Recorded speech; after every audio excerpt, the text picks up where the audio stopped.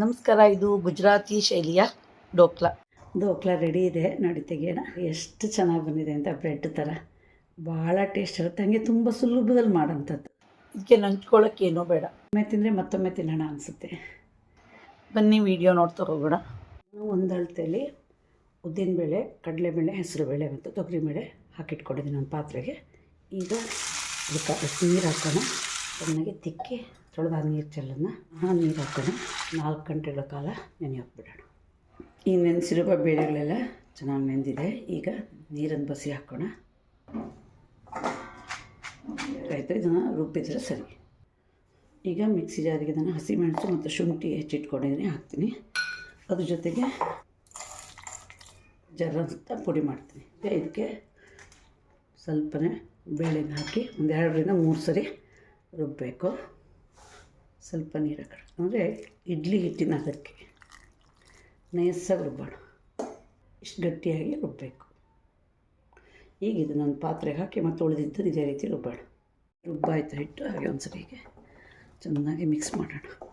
ಇಲ್ಲಿ ಸೇಮ್ ಇಡ್ಲಿ ಹಿಟ್ಟು ಮಾಡ್ತೀವಲ್ಲ ಆ ಹದ. ಇದಕ್ಕೆ ಅರ್ಧ ಚಮಚದಷ್ಟು ಸೋಡಾ ಹಾಕೋಣ. ಸೋಡಾ ಹಾಕಿದ್ಮೇಲೆ ಪುನಃ ಚೆನ್ನಾಗಿ ಮಿಕ್ಸ್ ಮಾಡೋಣ. ಒಂದು 5 ನಿಮಿಷ ಪ್ಲೇಟ್ ಮುಚ್ಚಿ ಇಟ್ಬಿಡೋಣ. ಈಗ ಮುಚ್ಚಿದ ಪ್ಲೇಟ್ ತೆಗೆದಿದ್ದೀನಿ.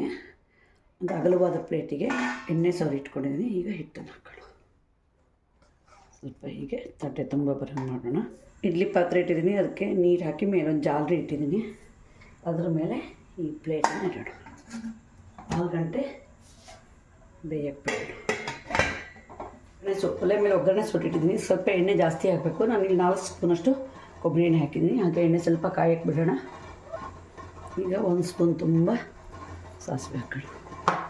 ಜೊತೆಗೆ ಒಂದು ಹಸಿಮೆಣಸು ಹೆಚ್ಚಿದ್ದೀನಿ ಸಣ್ಣದಾಗಿ. ಹಾಗೆ ಕರಿಬೇವಿನ ಹೆಸರು ಅಷ್ಟೇ ಸಣ್ಣದಾಗಿ ಹೆಚ್ಚಿದ್ದೀನಿ, ಹಾಕೋಣ. ಸಾಸಿವೆ ಸ್ವಲ್ಪ ಸಿಡಿಯೋಕೆ ಬಿಡೋಣ. ಈಗ ಹಿಂಗೆ ಹಾಕೋಣ.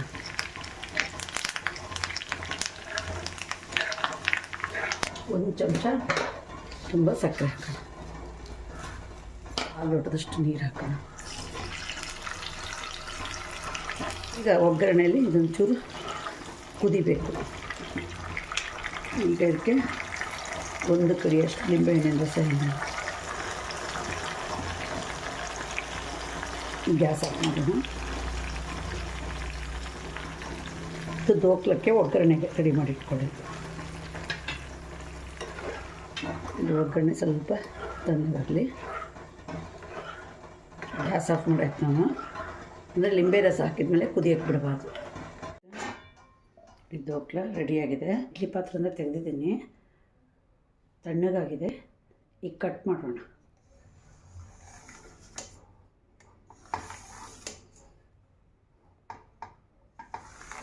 ಇದನ್ನು ಫುಲ್ಲು ಸುತ್ತಲೂ ಹಾಕಬೇಕು. ಇದು ಒಗ್ಗರಣೆನ ಫುಲ್ಲು ಹೀರ್ಕೊಬೇಕು.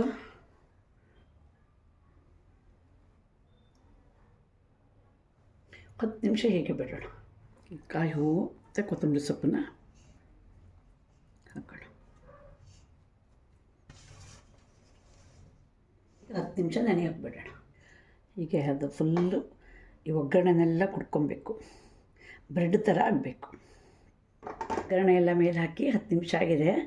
ದೋಕ್ಲಾ ರೆಡಿ ಇದೆ. ನೋಡಿ ತೆಗಿಯೋಣ. ದೋಕ್ಲಾ ನೋಡಿ ಎಷ್ಟು ಚೆನ್ನಾಗಿ ಬಂದಿದೆ ಅಂತ. ಬ್ರೆಡ್ ಥರ ಭಾಳ ಟೇಸ್ಟ್ ಇರುತ್ತೆ. ಹಾಗೆ ತುಂಬ ಸುಲಭದಲ್ಲಿ ಮಾಡೋಂಥದ್ದು. ನೋಡಿದ್ರಲ್ಲ, ನೀವು ಸಹ ಒಮ್ಮೆ ಟ್ರೈ ಮಾಡಿ. ರುಚಿ ಸವಿರಿ. ನಿಮ್ಗೆ ಇಷ್ಟ ಲೈಕ್ ಮಾಡಿ, ಶೇರ್ ಮಾಡಿ, ಸಬ್ಸ್ಕ್ರೈಬ್ ಮಾಡಿ. ಧನ್ಯವಾದ.